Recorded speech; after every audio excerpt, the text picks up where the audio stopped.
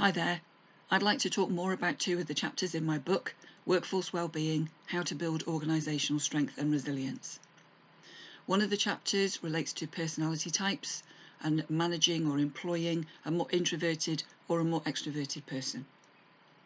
If you as a line manager or an employer have a preference for extroversion, you'll be talkative and outgoing, you'll enjoy those social connections with people generally.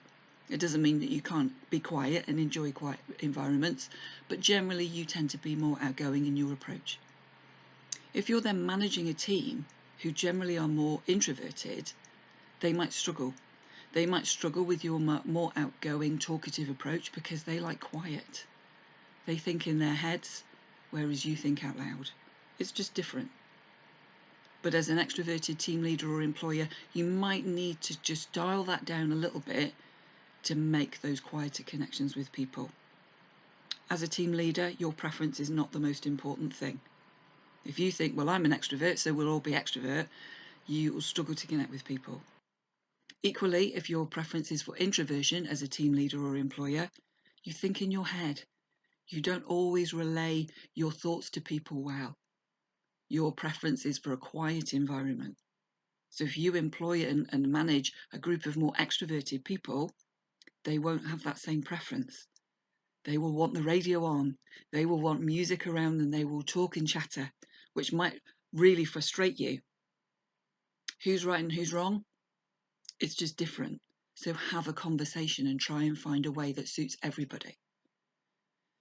Another chapter in my book talks about gender and age and managing people who maybe are a lot younger than you or a lot older than you, and having a mix of men and women in the team.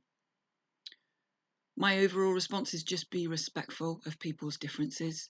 I think sometimes older people think that younger people have nothing to offer. I don't think that's true. I think it's just different. We had to learn. As an older person, I had to learn and make mistakes, and I needed somebody to guide me. And as an older person, that's what you can offer a younger person. They might have a lot more energy than you have now, possibly.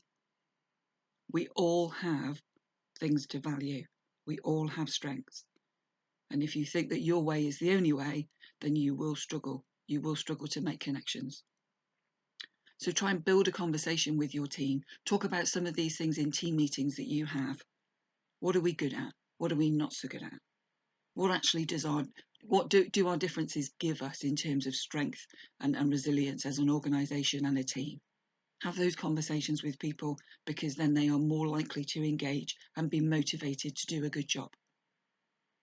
My last video will talk about your legacy, the legacy of your leadership, and how that can change if it's not where you would currently want it to be.